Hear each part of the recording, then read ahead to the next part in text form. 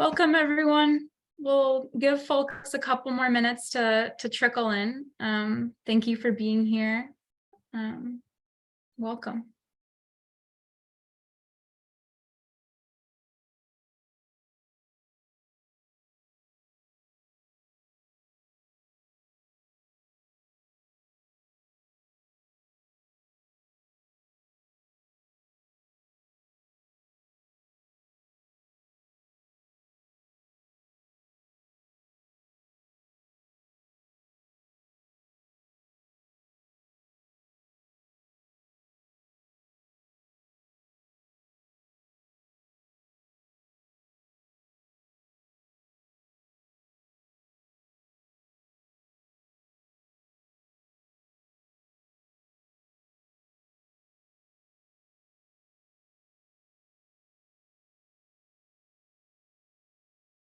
Welcome, friends. Welcome to February 2023, Pendle Hill's first Monday lecture, The Battered Earth with Beverly Ward.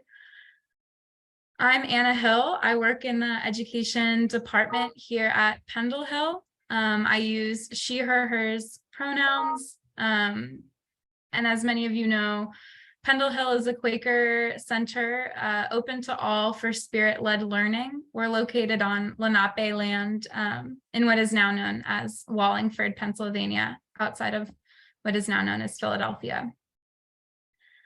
I'm excited to welcome you all here tonight to the Battered Earth. I'll be hosting and emceeing tonight, and Lori Pinheiro-Sinitsky, our education coordinator here at Pendle Hill, will be on Zoom tech support. Please feel free to message her with any Zoom troubleshooting questions, and we'll do our best to help you out.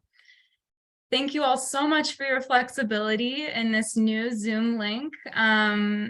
We are an experiment in spiritual learning, and sometimes that experiment takes some different forms. So thank you all for sticking with us.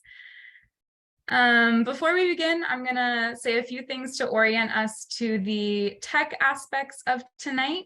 Then I'll introduce Beverly, and then I'll invite us into a moment of worship, and Beverly will deliver her message out of the silence. So you may have noticed that we are recording this video. It's being recorded in speaker view, so the speakers are the only ones whose faces will be recorded. I'm about to enable live transcription, so you should be able to see the captions as they appear. We disable the public chat functions for these lectures, as there are a lot of friends on Zoom here today, to better help us focus in on the message we're about to hear. You'll be able to chat with hosts and co-hosts for any tech issues. And also for our Q&A at the end, you can send your questions to either me, Anna, or Lori, who has tech support in front of her name. We will sort of take these questions, combine the similar ones, just this facilitates an efficient Q&A at the end. Feel free to message us throughout the lecture, or at the end, we'll give people a moment to send in any questions. That just allows us to sort of consolidate and synthesize. If you have any other tech questions, please feel free to message Lori or myself. And with that, I'm so excited to welcome Beverly here tonight. Beverly is the Field Secretary for Earth Care of Southeastern Yearly Meeting. She has taught several courses at the University of South Florida, where she has also worked as a faculty member in a research center. Her experience includes conducting research and providing technical assistance to communities and local, state, and federal agencies on environmental and social justice, housing, and transportation issues. Beverly is an experiential workshop facilitator trained in conflict transformation, mediation, and strategies on healing for trauma and the Alternatives to Violence Project. She is a member of Tampa Monthly Meeting and an attender of Deland Worship Group. Beverly lives on lands once inhabited by the Timucua and the Tocobaga. I invite us all to settle into some silent and contemplative worship. And Beverly, please speak out of the silence as you're led.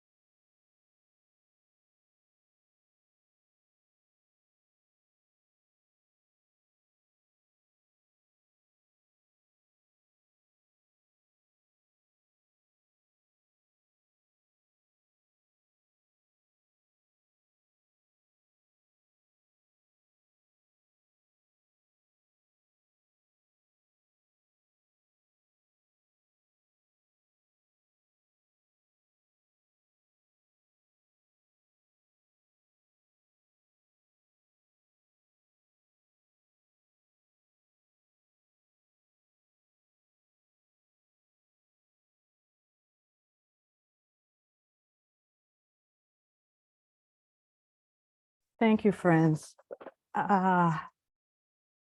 First, I am very grateful for everyone who has made it possible for me to be with you, for you all holding me in your hearts. And I want to warn you that at the end, during our discussion, I'm going to be listening for aids that will help me explore my 1,000-year planning model.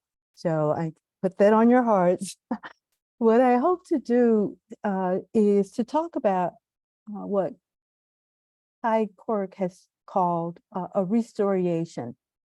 And I'm going to talk a little bit about the earth and some of our people. And this is very broad ranging, talking about trauma from the galactic to the microscopic, lost relations and relationships, and the importance of grieving, and particularly grieving being something quite foreign to our culture, to the dominant culture. And finally, with that 1,000-year planning model, ways that we can go about identifying so that we can repair some of the breaches that have occurred. So join with me for a minute, and this isn't our galaxy, but it's one sort of like it. This is a retouch photo. But just think about where we are in the cosmos for a minute.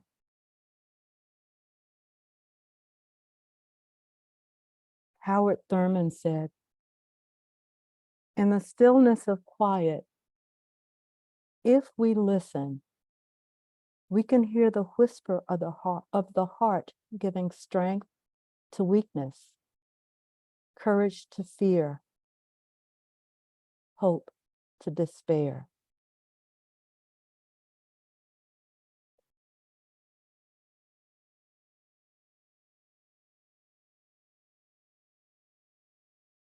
I have about 4 different versions of this I want to share with you, and it's the purpose of this is to us to have some idea of the age of the universe, the age of the earth, and why there is such urgency around that I feel around what is happening. So this is the 24-hour clock, and a lot of people have seen it, different versions of it. And I said I'm going to be sharing several of it with you. But if you look closely, it's like during the last, quarter that we see, ancient life emerging. I'll give you another view. This is the spiral.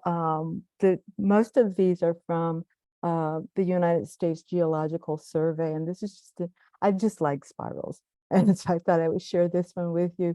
We're looking at the same, pretty much the same information, same periods. What you see, this kind of last segment spiraling out is where we are now. And I'm going to drill down a little bit more, the history of life as we know it. What's really important is, coming out from here, we sort of see the formation of the continents. And if you kind of go down the right side and then up the left side, here's present day. What's really important about this are these 5 periods I'm highlighting now. Those are the 5 extinctions. The last was about 65 million years ago. And it is believed that we are in the 6th.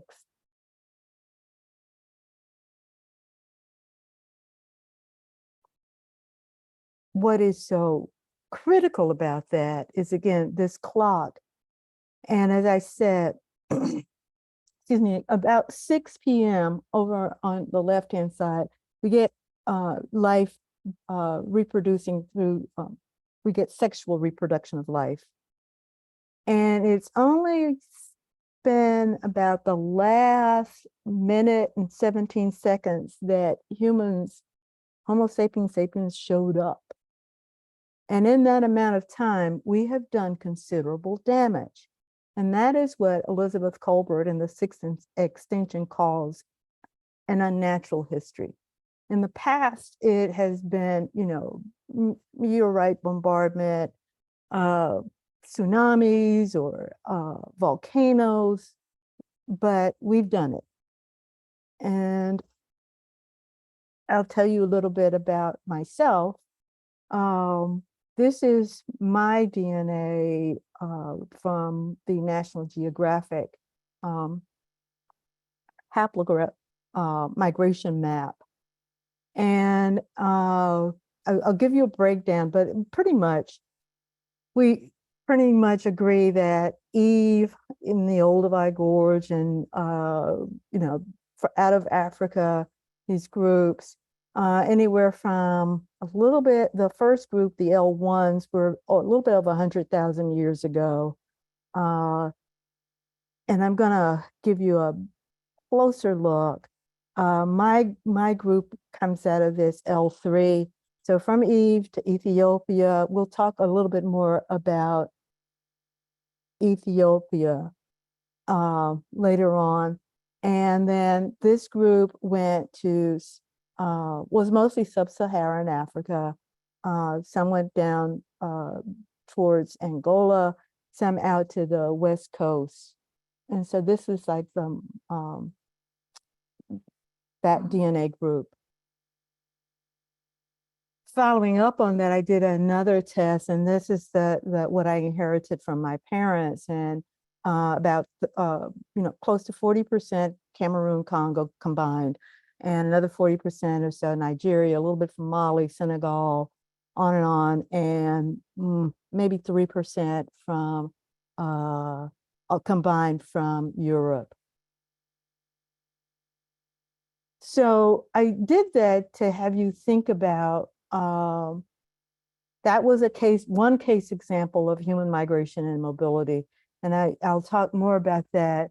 But what we do know is that, pretty much 10,000 so years ago, and it happened in different places at different times.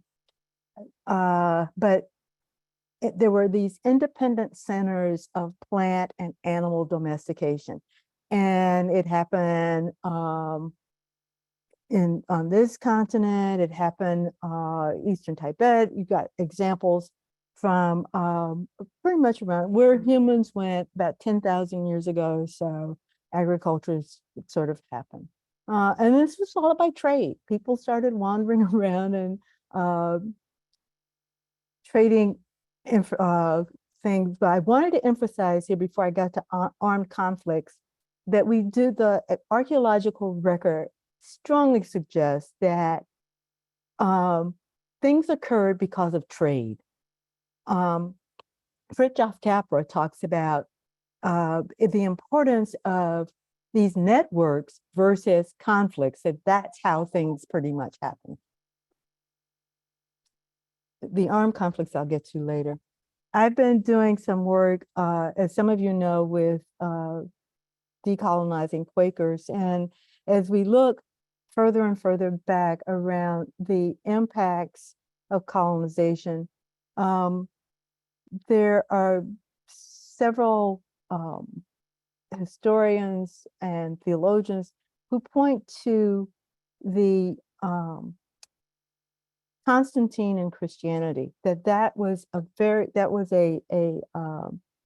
what the public administrators and others call a focusing event, that the church and Christianity kind of helped create the conditions for some of the things that we see today.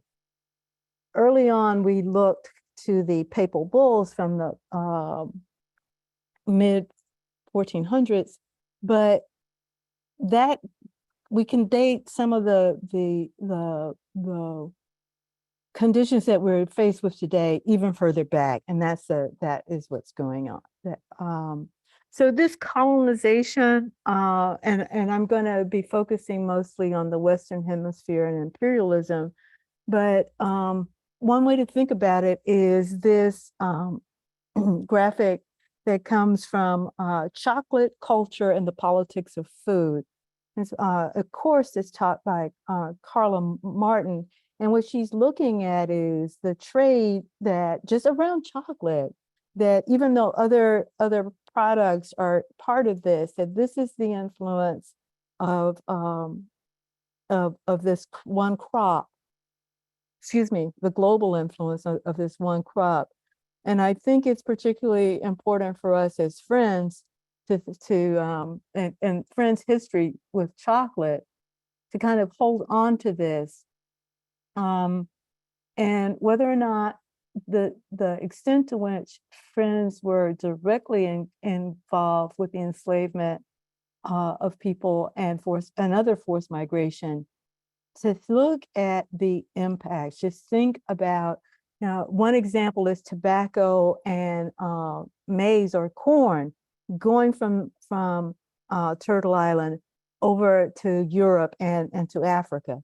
So there are these multiple impacts that happen, and some of them continue today, like the cultivation of cotton and Monsanto in India, palm oil in Africa. And we think about that all of this is contributing to this urgency around climate collapse.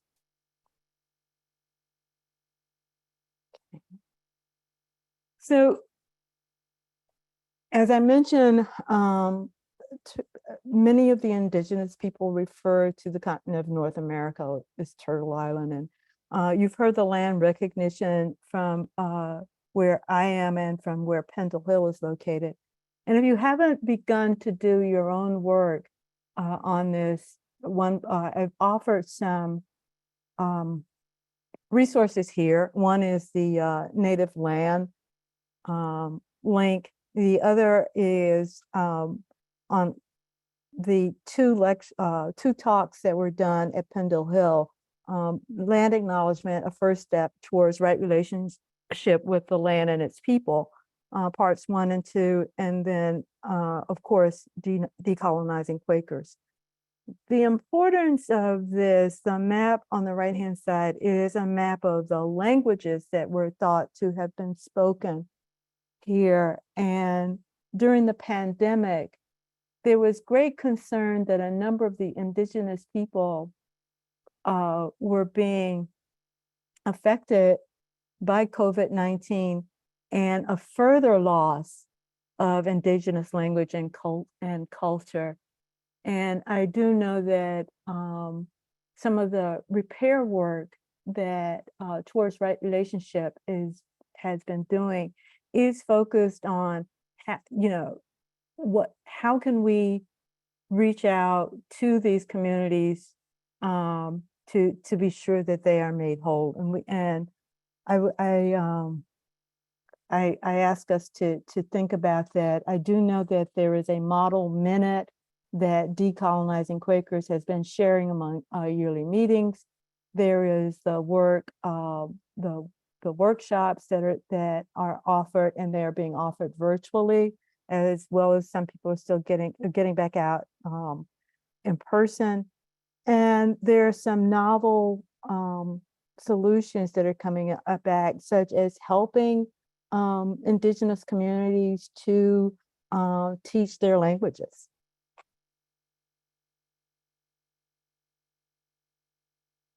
Excuse me. Excuse me. So there is this environmental interspecies and intraspecies work concern that's out there. And the United Nations Intergovernmental Panel on Climate Change most recently said that human-induced climate change, being the result of more than a century of unsustainable energy and land use patterns and patterns of consumption, land use, lifestyles, and patterns of consumption and production. I tend to think of that being longer than just 100 years of that.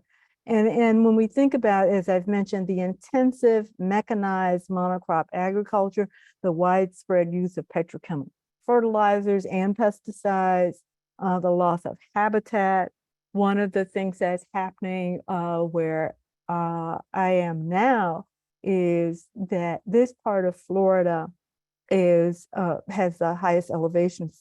The highest part of Florida is 100 feet above sea level, but this area is growing twice as fast as the state of Florida, and the state of Florida is growing twice as fast as the US. And so not only do we have climate gentrification, but we also have the displacement of other species, and which leads to more air pollution and water pollution. I've already talked some about enslavement and genocide, but the whole question around poverty and increased poverty is climate collapse exacerbates that, is where I'm going with this. And of course, the endless wars, and we've already experienced one incidence of the use of nuclear weapons. And we live with this. We've been living with this threat as long as nuclear weapons exist. And I will tell you that there is this. We know of these impacts, and we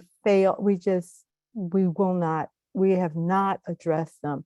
This picture that you see is from a research project that John and I worked on in Miami. And this is about 10 o'clock in the morning. And it's during the king tides that happen, September, October, and November, 9th, 10th, and 11th month. And we are standing in water that is coming up from the sewer system that with high tides, this is what happens.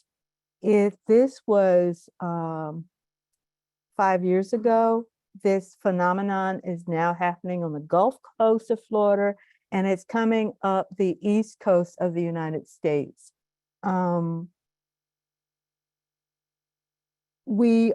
Florida's also sinking, and we're giving away water to corporations to sell back to us. One of my, the clerk of Southeastern Yearly Meetings Committee for the Ministry on Racism, we're talking about planning an action of pouring the water back into the springs. We tend to get into necessary trouble. So this emergency and urgency of climate collapse, Dr. King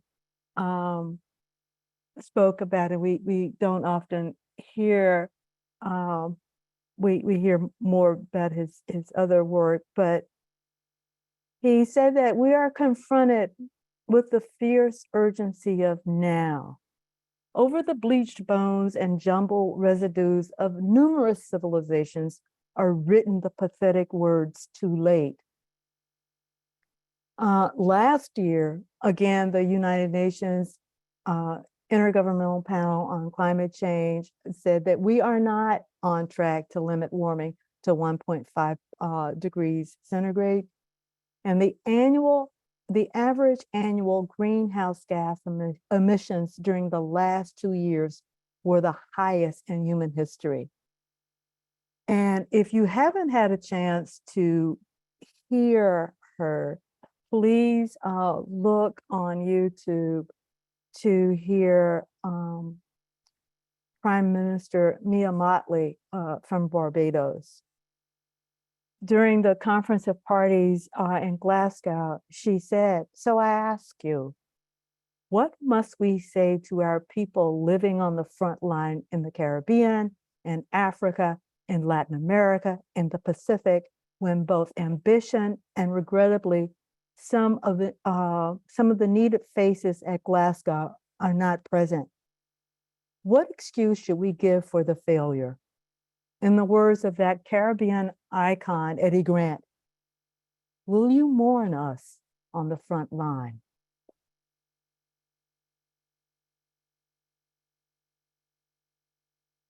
This past year, during the Conference of Parties in Egypt, she said, "I ask the people of the world, and not just the leaders, to hold us accountable and to ask us to act in your name to save this earth and to save the people of this earth. The choice is ours. What will you do? What will you choose to save?" The picture on the right is from Isle de Charles Jean, which was in Louisiana. We believe that this is the first climate migration to happen on Turtle Island. I think there have been others in Alaska, but this is immediate. Some of you may remember the Homa, who also lived in this area. Excuse me.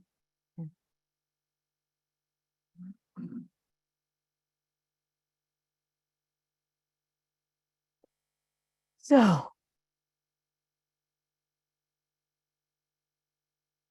attributed to Thich Nhat Hanh, the most important thing in response to climate change is to be willing to hear the sound of the earth's tears through our own bodies.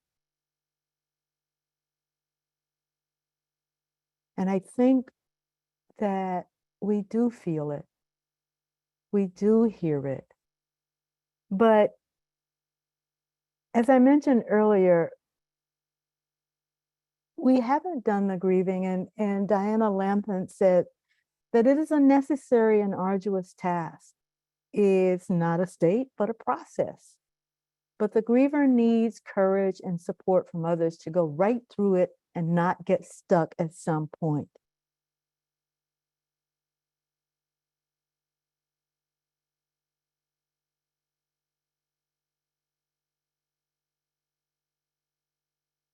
Matthew Fox says, we must work on our souls, enlarging and expanding them.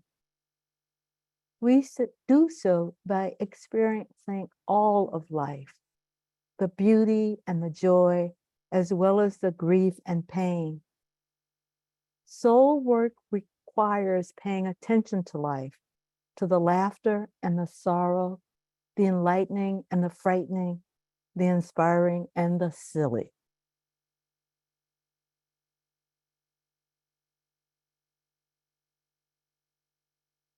Doreen Doreen Martinez, a professor of Indigenous Studies, shared. What we need to address is the legacies that are lost, not individual families, but a way of being, a way of treating the land. It's not just bringing forth those histories and those injustices, but asking, what did you change because of them?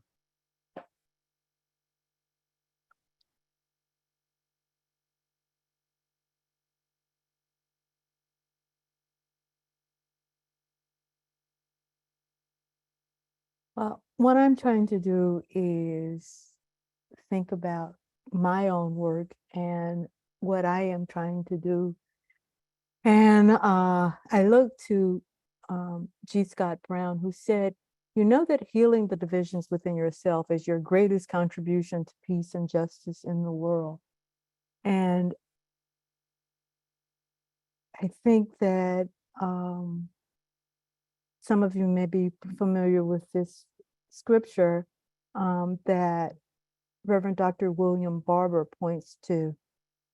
If you remove the yoke from among you, the pointing of the finger, the speaking of evil, if you offer food to the hungry and satisfy the needs of the afflicted, the repairer of the breach, the restorer of the streets to live in. Isaiah 58, verses 9 through 12.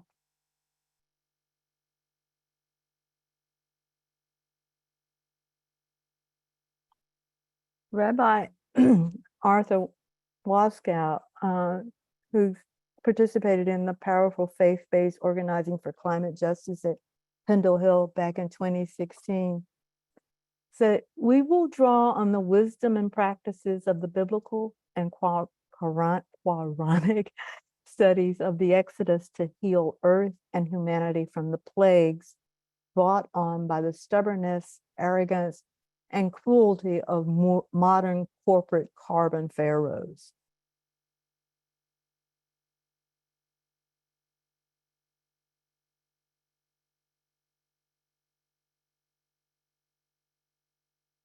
As a participant in the Quaker response to climate collapse, I share this with you from that epistle. We recognize that many people are facing challenges and disrupted lives. Perhaps the time has come for more people to speak about this and for Quakers to help them.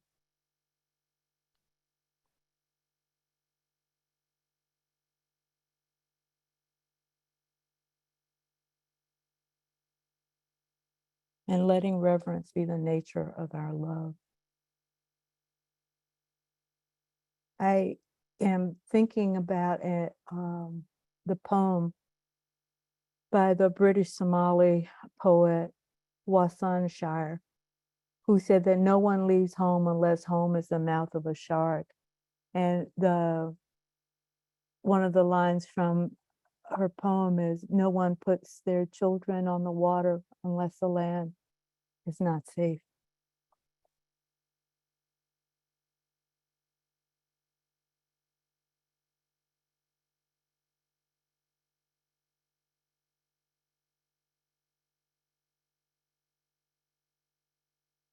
One of the other takeaways from a Quaker response to climate collapse is this quote from the Fellowship of the Ring. I wish it need not have happened in my time, said Frodo. So do I, said Gandalf. And so do all who live to see such times. But that is not for them to decide. All we have to decide is what to do with the time that is given us.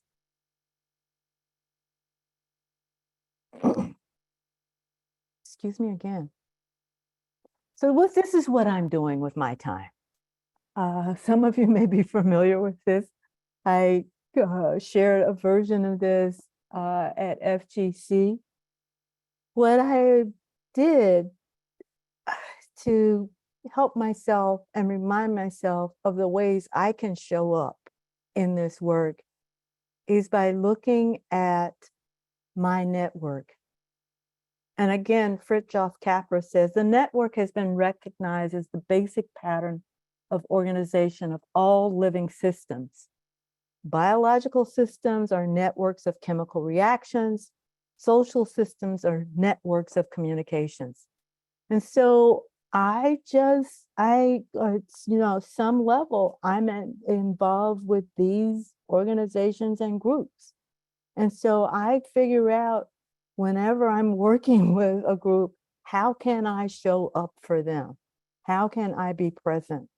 And I think about each of these nodes there are other connections that are going out.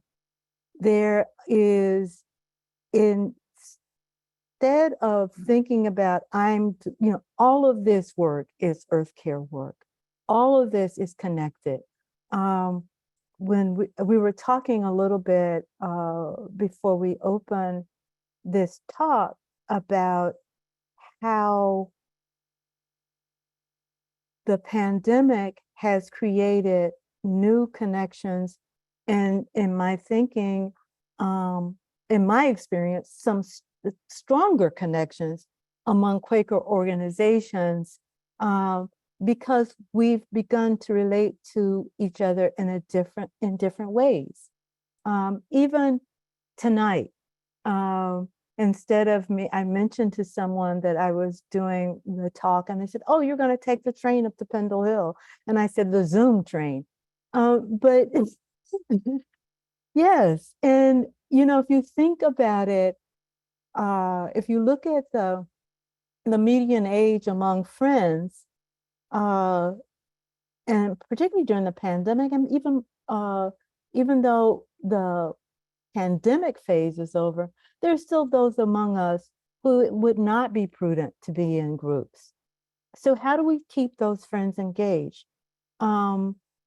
To a friend who's shut in, the opportunity to hear meeting over a telephone is meaningful.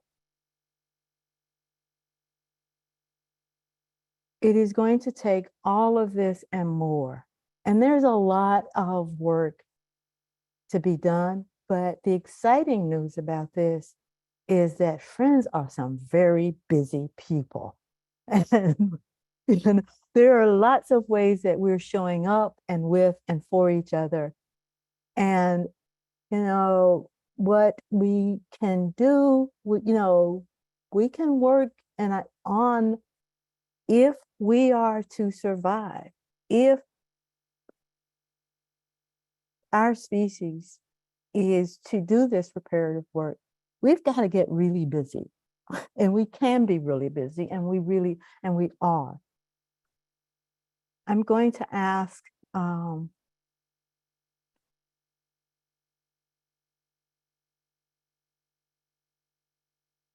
my accomplice to join me, and we're going to close with a piece.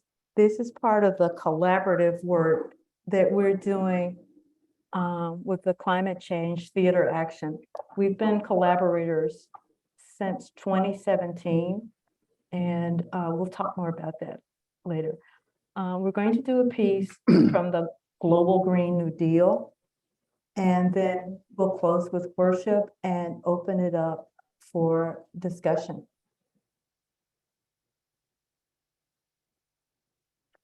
This is All of Us Were Born in the Crisis by David Finnegan.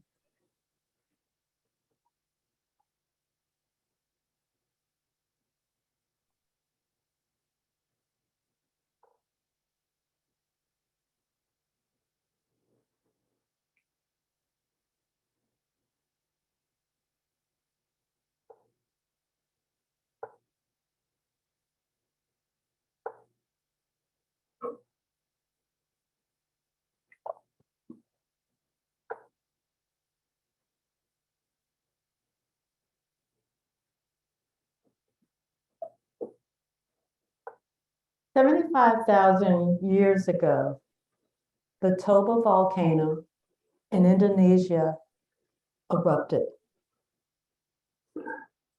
This is the biggest volcano eruption in human history.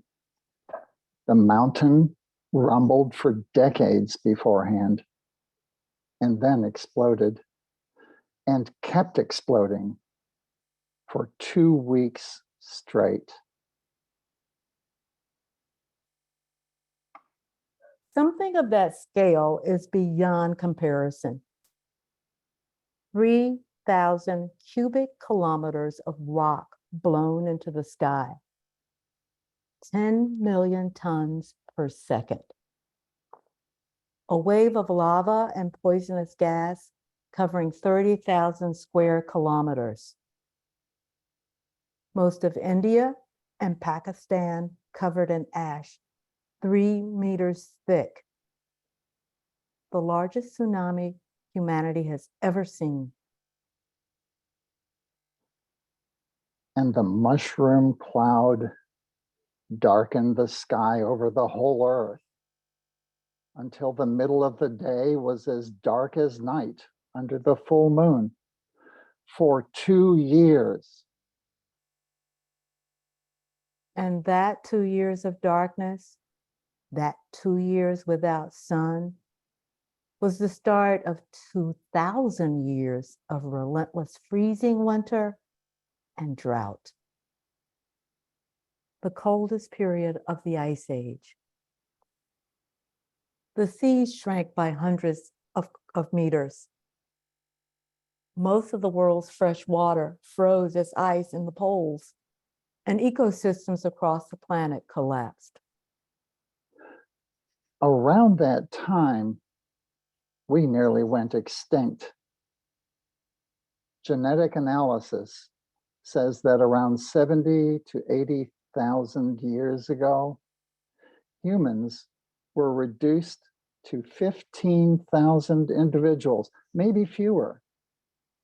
Some scientists believe that this eruption caused this genetic bottleneck, that Toba almost wiped humanity out altogether. That tiny group of survivors was hidden in the Ethiopian highlands, and they had a very tough time of it. My great-grandparents were there, yours too. Everyone in the whole world traces their family tree back to this one community of a few thousand struggling humans, all of humanity in one small town's worth of people, maybe 10 high schools. How did we survive? We don't know. Maybe your great-grandparents helped my great-grandparents, maybe the other way around. But we got through it. And our numbers slowly grew, and the weather warmed. And generation by generation, century by century, we spread out from there, walking along mountain ridges, through valleys, down to the water's edge. We lit fires on the beach and watched the surf. We crept across the face of the planet. And we forgot, as much as an animal forgets. But remember this,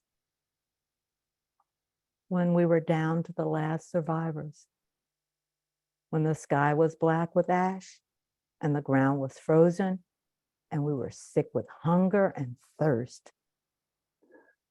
There were people who gave up. There were people who lied and stole and took more than their share. There were people who said the future was not worth fighting for. And there were people who kept pushing. And there were people who laughed and told funny stories to help keep spirits up. And there were people who gave what they had. And there were people who helped. Even in that moment, there were people who were selfish and there were people who were kind. We've been here before and we'll be here again. And all of this is your heritage and my heritage too. And the waves still crash on the beach, leaving bubbles of foam as the water draws back.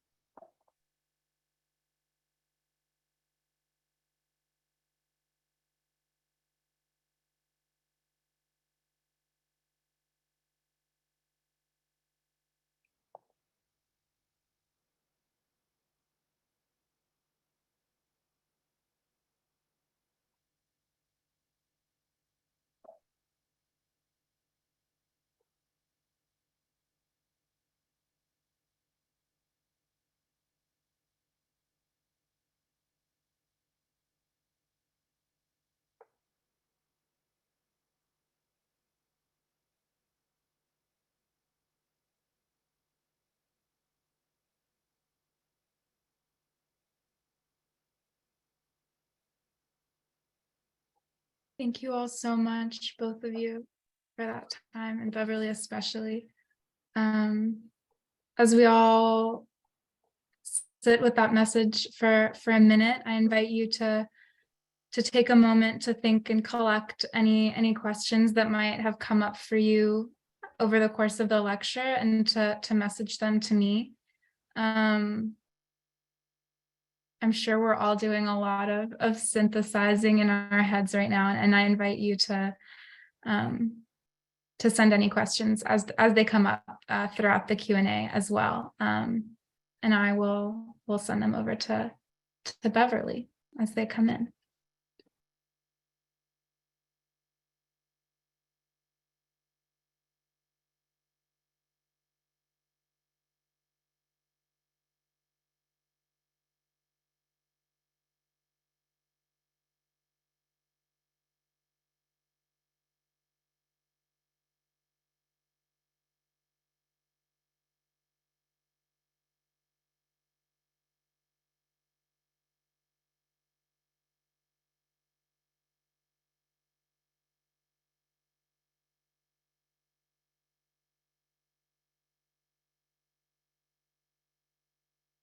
I'm wondering first if you can talk about how you see this work connected to your own spiritual path or identity as a Quaker and your journey, and what keeps you spiritually grounded while doing work around climate collapse.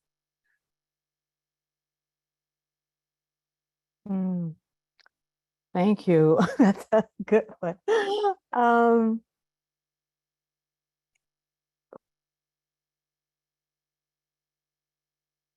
I'll start in reverse. I'm trained as an applied anthropologist, and I think I was drawn to that because, like my mind map, I I see things in connection, and I don't I am this works best for me when I see the connections, when I see how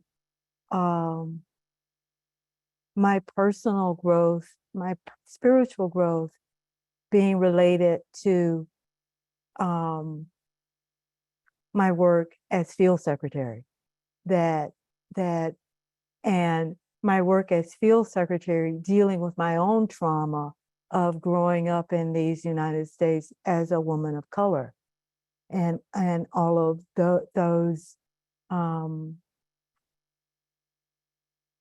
what that means to how that is all related, and that isn't how it gets reproduced. That if we don't disrupt some of those systems, then there will be continued displacement, there will be continued harm. So one way to disrupt the harm is to recognize it. I mentioned earlier, identifying it, and then working from, as I said, I've done quite a bit of work around like the Quakers Uprooting Racism group cohort, the decolonization work, Quaker Earth Care Witness, part of I co-clerk Quaker Earth Care Witness with Brad Stalker, and we see it as we're members of Quaker Earth Care Witness, so it's our turn to be co-clerks. So that's part of the service. So you rotate off, and you just you see a piece of litter, you pick it up. It starts there. Every chance you have to show up, you try to show up. And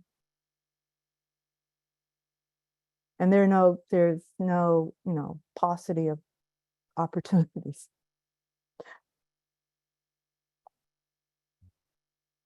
I think that segues perfectly into a question we got. If you could give us one thing we could do today, what would that thing be? Look at your own condition. What's passionate? What drive? It is really hard work to see. I mean, I am still personally dealing with what the epidemiologists call the excess death from COVID. What are you passionate about? Because if you're not passionate about it, it's gonna wear you out. But the thing that makes you quake, that makes you angry, the thing that you love, look at that, and that that's what's going to keep the juices, keep you energized around it. And also George Lakey says, find somebody to do it with, don't try to do it alone. Yeah. Always. I was asked to do this talk, and I said to John, will you close out with me? With this, because we do, we have this funny thing, we call ourselves Bonjeverly, and we've been doing these plays since 2017. And if anybody is interested in collaborating with them, I mean, you can do anything from reading the plays at your meeting, or in your committee group, or in your living room with your neighbors. But it's a different way to talk about climate. And what they do is they commission 50 plays every other year, and they try to have people perform them during the Conference of Parties to draw attention to climate collapse. And so, John and I both love theater, and so it's a way for us to be involved and to talk about climate collapse. So think about what you're passionate about, and find somebody else, or talk to somebody else about. And I'm always up to get into necessary trouble, so let me know what you're doing. I'll help you.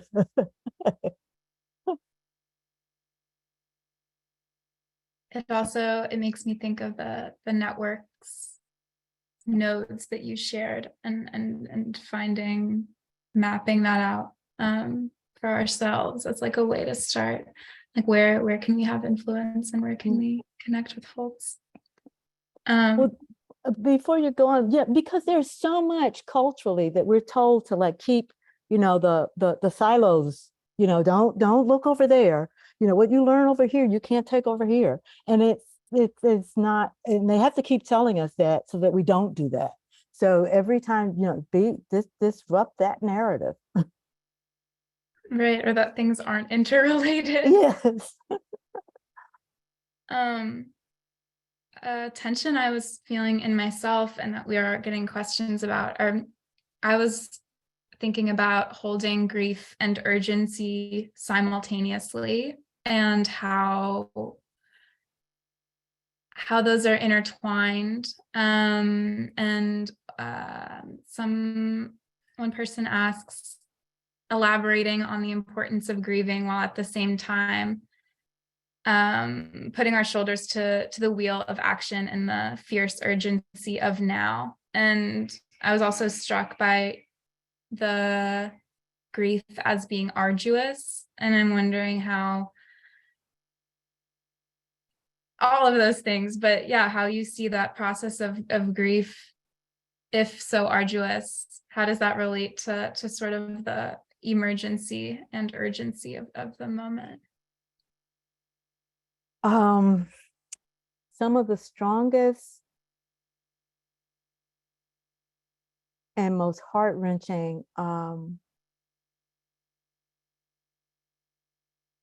but inspiring actions I've seen have come from parents who've lost their children through gun violence.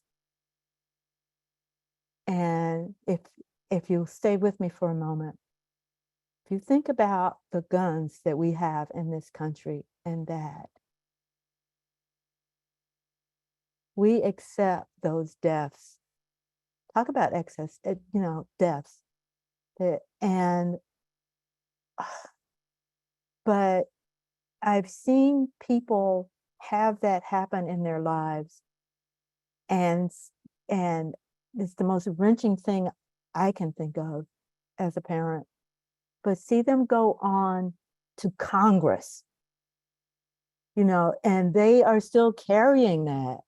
We know that, but look at the work that they're doing. And if they can hold that,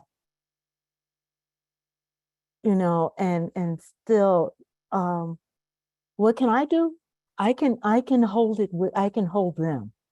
I can talk. I can be support. I can act. I can talk. You gave me the opportunity. I can talk about gun violence tonight, because we've got to, it's not that all of it is arduous. But we don't, we're told to go shopping, as opposed to saying this is horrible, and it's it is horrible, and to find ways to disrupt it, to say that no, I'm not going to accept it, to call it out, and I moved from the frying pan to the fire, from Birmingham to Florida, so there,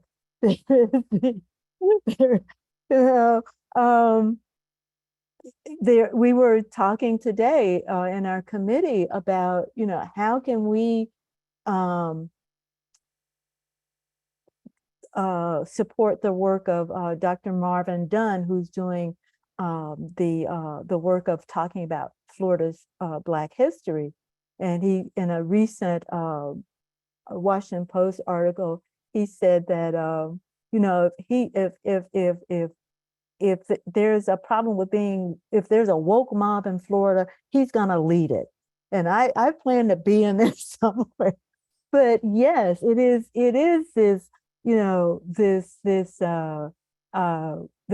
this is the work, and this is what we were talking about with the group out of Woodbrook, the Quaker. I saw one of my Carol Bradley participated from this side of the pond also. I saw her on this Zoom. It is that every chance you get to show up, and as friends, we have done this. This is this is part of our heritage. One of the things we learned during that Quakers' response to climate collapse was that Quakerism was formed during the Little Ice Age. There was yeah, and so we've been through climate struggles before. We can look back to Quakers like Benjamin Lay and others that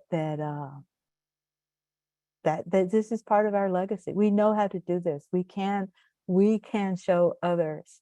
We can. This is this may be the work we're called to do. If not, if this isn't the work we're called to do, at least we'll be on a better. We'll have fun doing it. we can, yeah.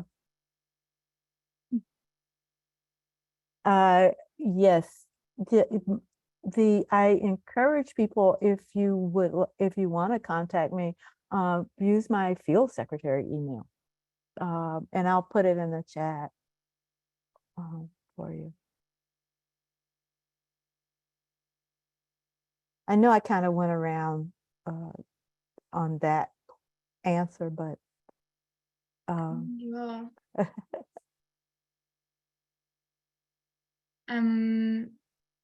I was thinking also about one of the quotes you shared mentioned the word silly, and there are a couple questions around finding like joy in this work, and I was also wondering about finding hope, and like where do you look for practices of joy and hope,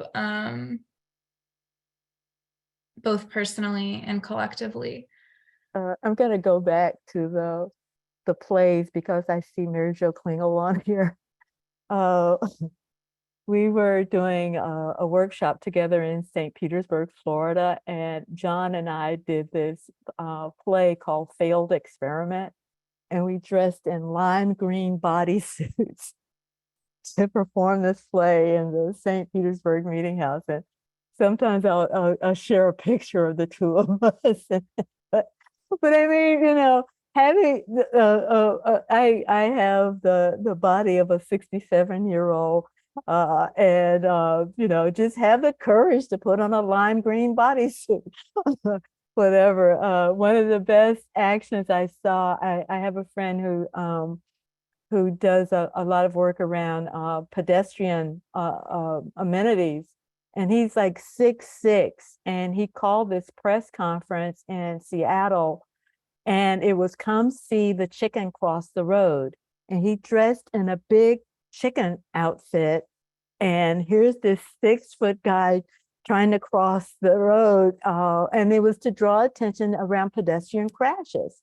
But he was able to get a crowd there to talk about, how can streets be safer. Like again, I said, the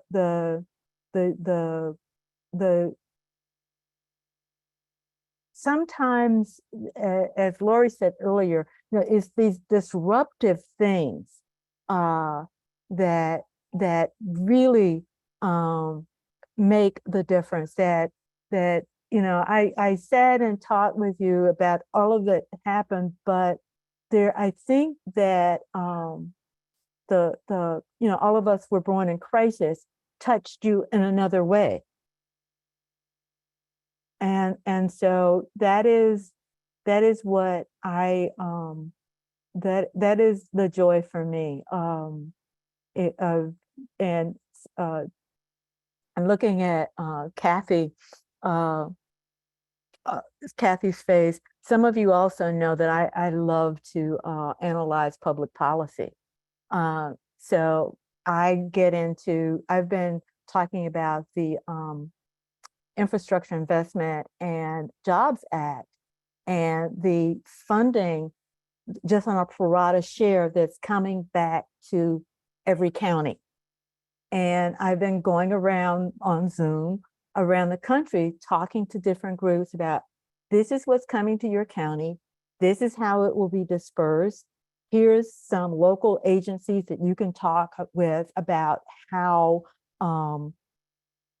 the money should be spent. Let's not do it the same way. And how that funding works with the Inflation Reduction Act. and how to, if you don't want to dress up in a lime green bodysuit, then you can show up at the local planning council meeting. You can write letters. You can be involved with your local planning agency. The other thing I was doing during the pandemic, and I'm still involved with, is the local NAACP. Many of the NAACP chapters have environmental and climate justice committees. I'm on the one in Little Old Lake County, and we've been doing Zoom meetings, and we've got public officials showing up and talking about what they're going to do. We've had 3 so far where they're talking about, how they're going to address the growth that's being experienced here. So there, it's from the local level and theorizing up. And one of the things I've talked with FCNL about that, for those of you who are involved with FCNL works really hard to get the legislation, that we want. But it's up to us when it comes back to the local level to be, stewards, to say, to complete that loop, to say no, because of course, the governor of Florida was saying that he's got this rural broadband money that he's giving out. And fortunately, somebody said, well, isn't that the federal broadband money that was made available? And they called him out on it. That's the kind of, we've done this. We know how to, and what's really critical for me is that a lot of the communities that we are concerned about, they don't have the access that we do. The planning meeting is held the 5th Tuesday at 2 p.m. And the plans are down in the basement. And there was a reference to the Hitchhiker's Guide to the Galaxy. But we know how to find this stuff. We're an ornery people. We dig down into the weeds and stuff. And this is, use that energy.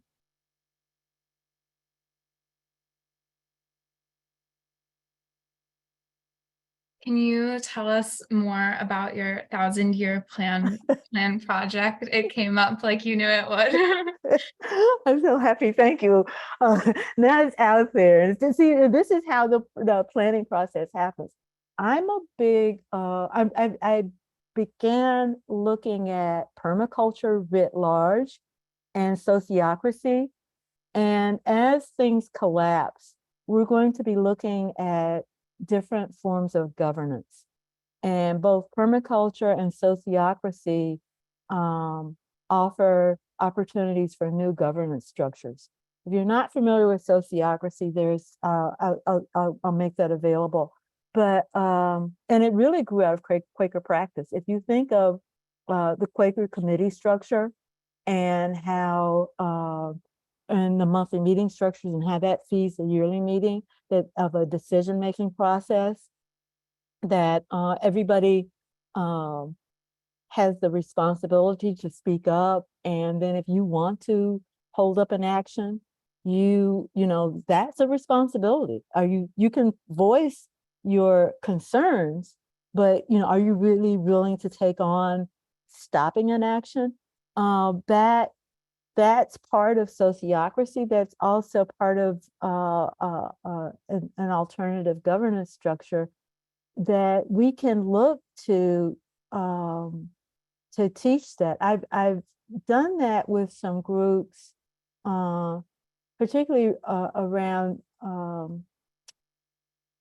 different groups trying to collaborate and not being able to talk together. And just bringing in some of Quaker practice to that, that has been useful. Some of it comes from the Alternatives to Violence Project, and how we all sit in a circle. Just the way that we do business, people are hungry for that, and especially around where groups are trying to collaborate. There's only been this one model out there, and everybody knows that model's not working.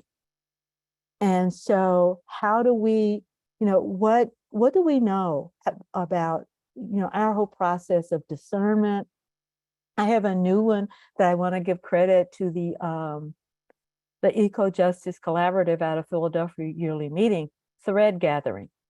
It's not threshing, but you just, provide a lot of information that are related to a particular thread. And then you have this sort of free-ranging discussion about, what does this mean? How can, does this suggest any actions? And it is again, a weaving together of these ideas and practices. So those are kind of my thoughts, and please share with me any other thoughts you have on it. It is developing a radical planning model, figuring out, we are losing species. Who are we going to save?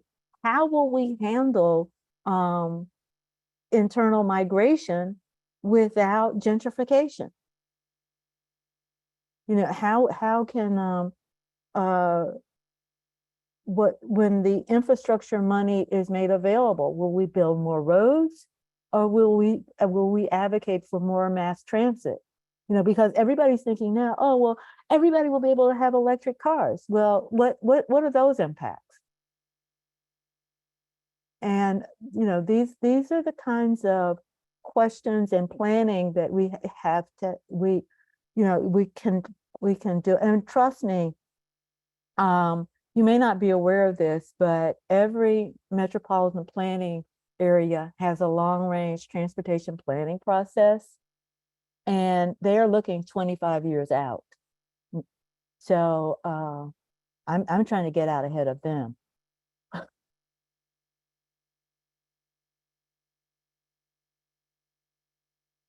I want to say a special hello to Vincent Cobb.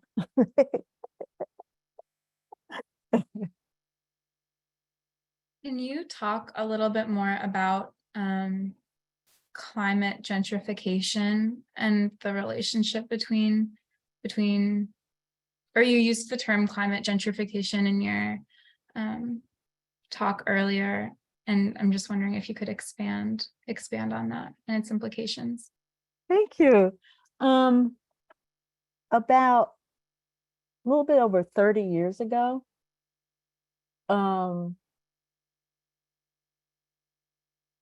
almost $7 billion was spent between 1991 to about 1999 to revitalize public housing.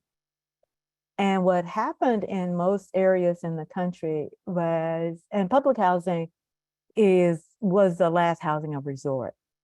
What happened in most areas of the country was public housing was torn down, and where it was replaced, it was not a one-to-one match.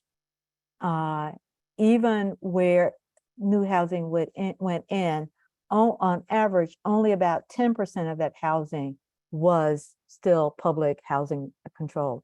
So the current crisis that we see in affordable housing didn't begin there, but that was a big problem. From my research, about 2/3 of the people who were pushed out of public housing were given what's called housing choice vouchers, formerly Section 8. In most areas of the country now, those vouchers are not available.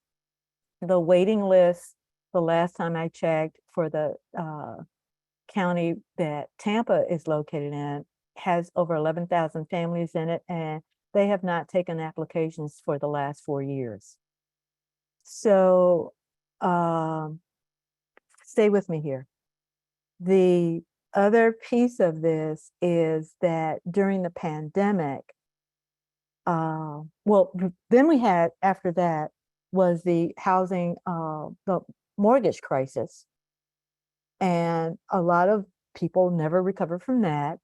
And then during the pandemic, a lot of people ended up doubling up, where people again, a Florida example, a lot of people in Florida work in the entertainment and fast food and service industries in general. So they were not considered essential workers. The governor of Florida also cut off the federal unemployment compensation early. So people ended up doubling up. And when doubling up, I mean, people were having to move in with other family members. And you're homeless when that happens. Around all of that, you've got people, you've got the growth in Florida, and you've got people moving away from the coast inland who are able, and they're building new homes and everything, and people can't, a lot of people can't afford them.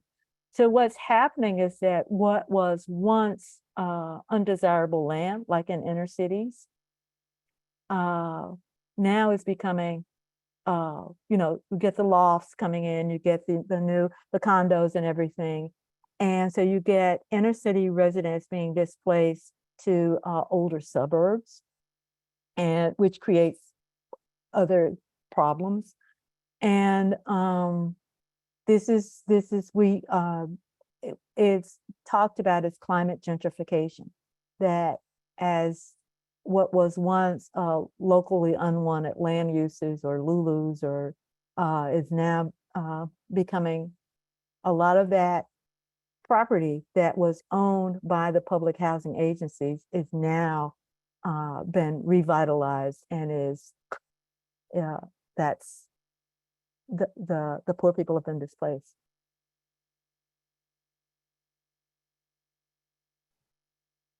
Thank you so much for everything you've been sharing.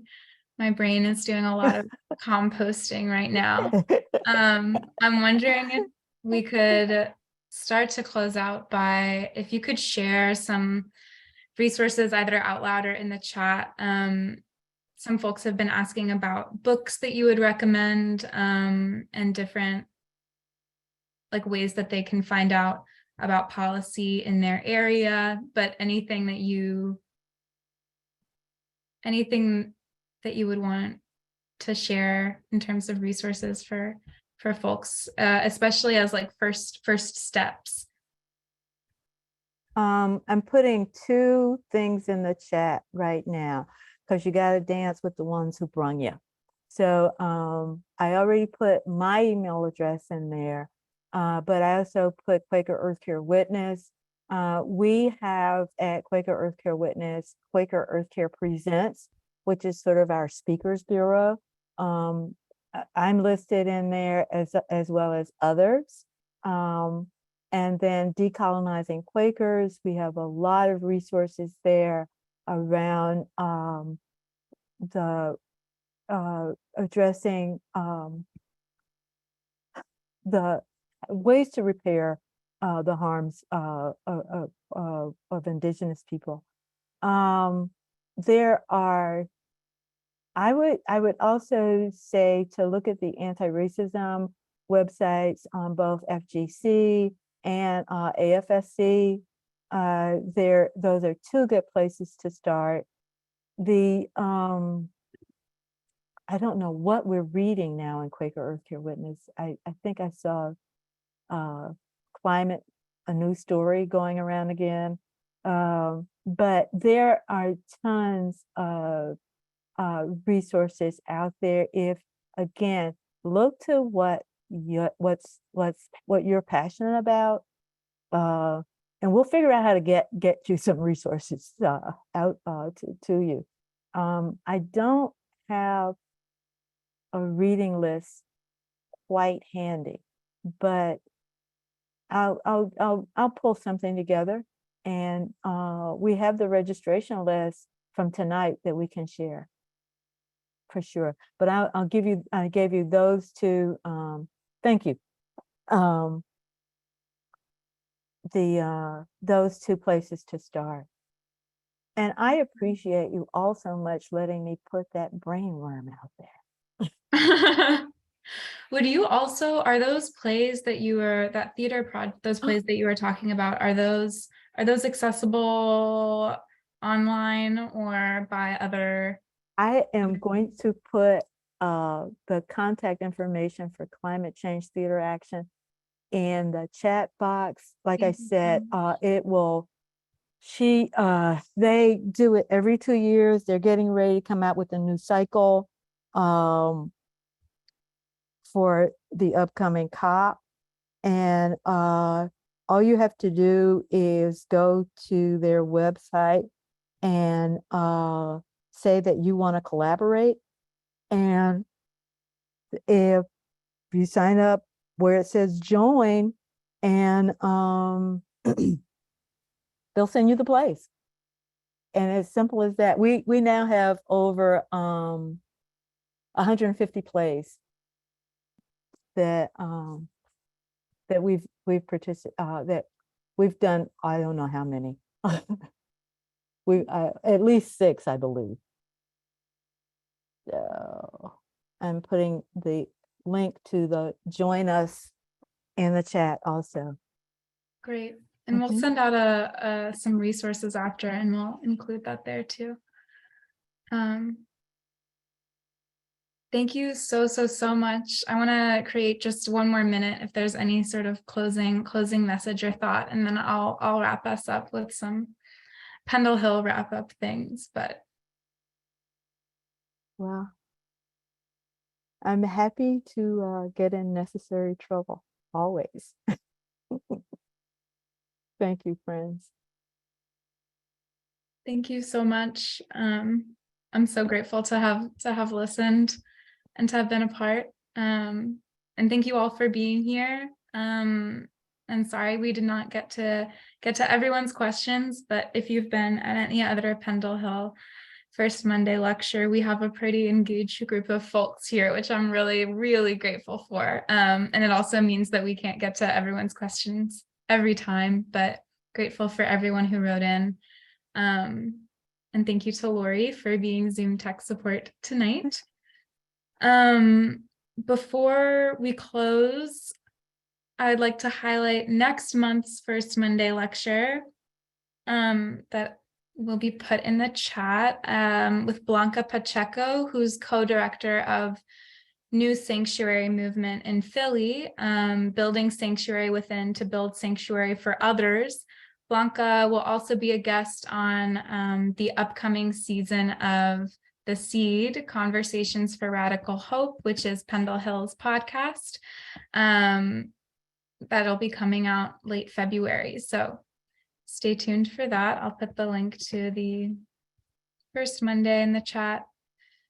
Also, registration has just opened for both the Pendle Hill Quaker Institute, Beloved Community as Prophetic Witness, the last weekend of April, and Continuing Revolution 2023, our annual Young Adult Conference, which will be the first weekend of June 2nd to the 6th. Those are both newly open for registration. We're really excited. Both of them being a way to bring folks together across organizations. Quaker Institute will feature workshops with AFSC, FGC, FCNL, Philadelphia Yearly Meeting, and a lot of other friends, organizations, and meetings.